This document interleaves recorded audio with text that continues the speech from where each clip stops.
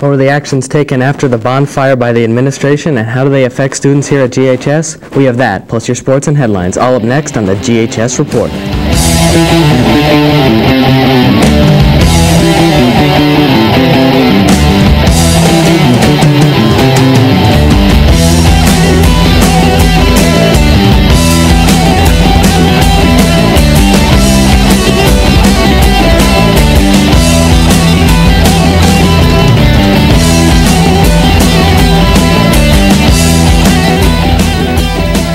Good morning and welcome to GHS Reporter. I'm Brendan Phillips. And I'm Kevin Thomas. So Kevin, I heard that the high school was pretty packed last night and there wasn't any sporting events. Do you know what it was all about? Oh, Brendan, there was a faculty recital last night and it was really great. A lot of faculty members performed at it, as well as students, staff, and friends. The performances ranged over many genres, and you'd be amazed at how well these people can play their instruments. It's just incredible, really. That's really great, Kevin.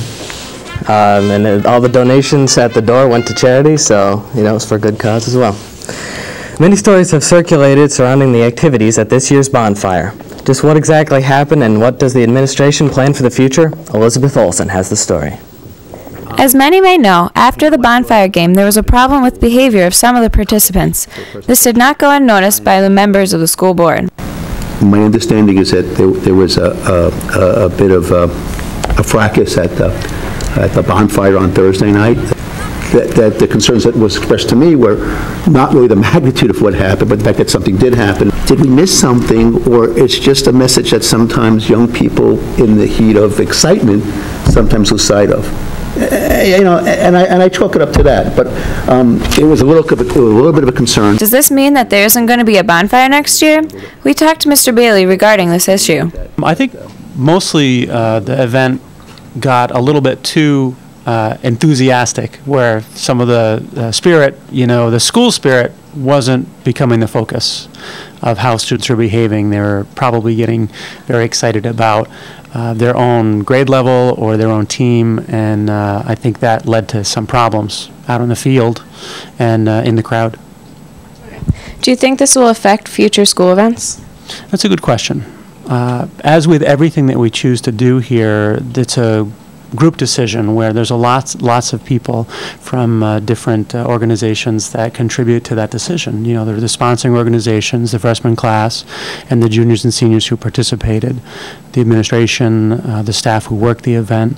All those people are going to have to come together and have a serious discussion about whether it is a good plan, whether it was a functional fundraiser and an activity that really helped to celebrate and bring homecoming to a meaningful event. Are the rumors that the bonfire will not be held next year true?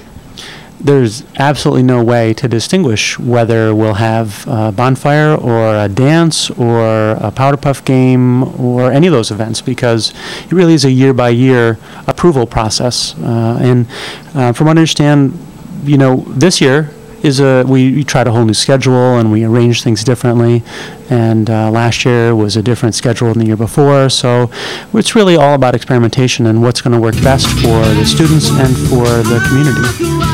What is appropriate behavior for a school event? As with anything, whether it's a field trip or whether it's in a classroom or in the hall or an evening event, the code of conduct is in force. So we expect students to make good choices based on what they would do, whether they're sitting in the classroom or standing at a football game. It's all under the same, essentially, set of rules, expectations. What would affect a decision to cancel such an event? Well, I suppose that all the factors that I mentioned before, really looking at, was it an effective use of all of our resources? Did it accomplish what it was set forth to do? Did it celebrate school spirit? Did it raise money for the class? Were the students having an enjoyable time? Was it a safe event? All those factors definitely come into play. And as we plan for anything, whether it's this year or next year, all those things will be considered. Looks like the bonfire isn't going to be canceled in the near future as long as students behave appropriately. This is Elizabeth Olsen for the GHS Reporter.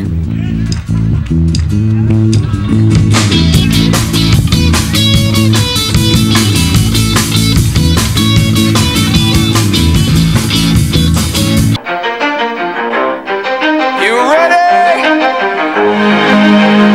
Let's go!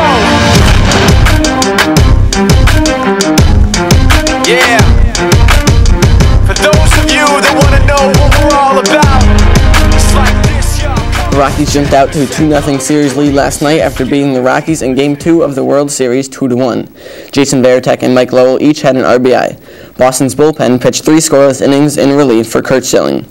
Game 3 of the World Series will be played in Colorado on Saturday at 8 p.m. And the varsity soccer team will play tonight in the first round of the Class AA tournament at 3 p.m. versus Troy on Snyder Field. Following the soccer game, the varsity football team will take on Boston Spa here in the semifinals of the Class AA tournament. Game time is 7 p.m. That's all for your headline. That's all for your sports today. Now over to headlines.